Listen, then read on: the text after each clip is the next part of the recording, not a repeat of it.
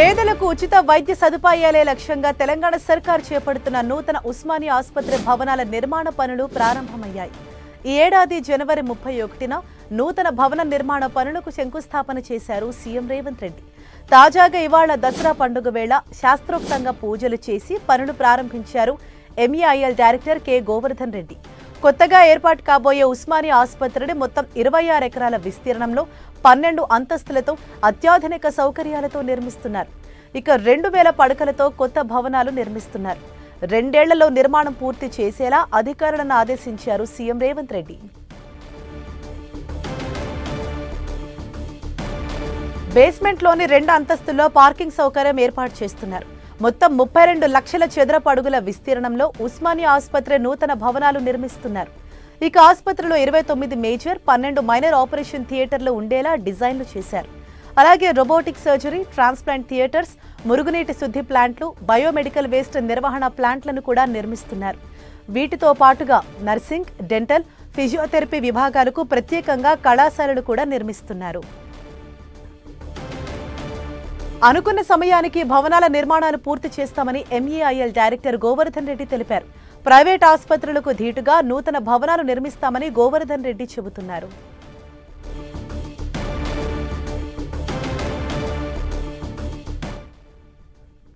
ఇరవై 26 ఎకరాల్లో నిర్మించబోతున్నాము. ఇది 32 lakhs ఎస్ఎఫ్టీని కన్స్ట్రక్షన్ చేయబోతున్నాము. ఇది 30 నెలల్లో కంప్లీట్ చేయాలి. ఇక్కడ అన్ని విభాగాలకు సంబంధించిన యాక్టివిటీసులు, ఆపరేషన్లు అన్నీ చెకప్ చేయబడుతుంది. ప్రైవేటు హాస్పిటల్స్కు ధీటుగా ఇది నిర్మించబడుతుంది.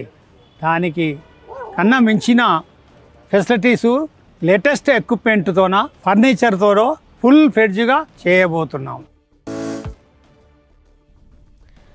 ఇదే విషయంపై మరింత సమాచారం మా ప్రతినిధి అజయ్ మనకు అందిస్తారు. అజయ్, చూసుకోవచ్చు 100 ఏళ్ల చరిత్ర ఉన్నటువంటి ఉస్మానియా హాస్పిటల్ కు నూతన భవన నిర్మాణ పనులు ఈ రోజు ప్రారంభమైన చెప్పుకోవచ్చు.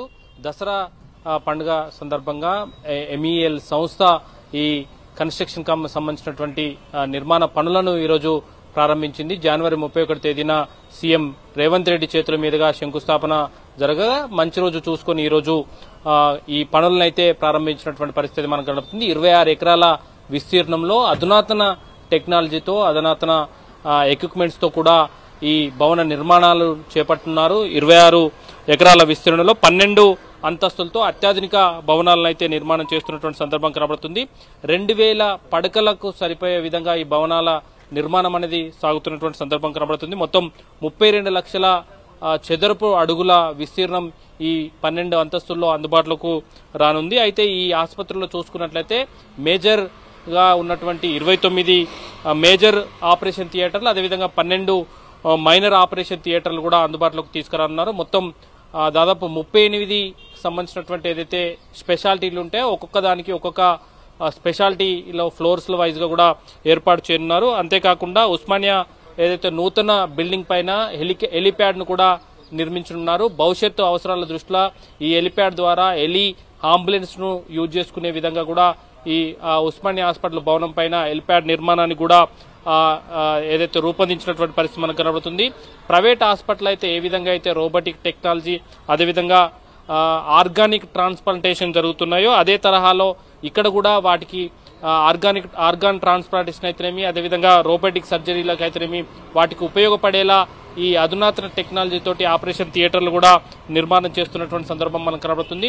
అదేవిధంగా ఇక్కడ చదువుకునేటువంటి విద్యార్థులకు, నర్సింగ్ విద్యార్థులకు, డెంటల్, ఫిజియోథెరపీ విద్యార్థులకు కావాల్సినటువంటి అడ్మినిస్ట్రేషన్ బిల్డింగ్, కళాశాల బిల్డింగ్, అదేవిధంగా వాళ్ళకు సంబంధించినటువంటి హాస్టల్ భవనాలను కూడా ఈ 26 ఎకరాల ప్రాంగణంలోనే నిర్వహించనున్నారు. అయితే అనుకున్న సమయానికల్లా ఈ హాస్పిటల్ నిర్మాణాన్ని పూర్తి చేసే విధంగా కావలసినటువంటి ఎక్విప్మెంట్స్ అన్నిటి కూడా అందుబాటులో పెట్టుకుని నూతన టెక్నాలజీ తోటి కూడా భవనాన్ని నిర్మిస్తున్నారు. రాబోయే 2 సంవత్సరాల్లో ఈ ఉస్మానియా హాస్పిటల్ ను అందుబాటులోకి తీసుకొచ్చి ప్రజలకు మరింత సేవ చేయాలన్న లక్ష్యంతో అయితే ప్రభుత్వం ఉన్నట్టుగా తెలుస్తుంది.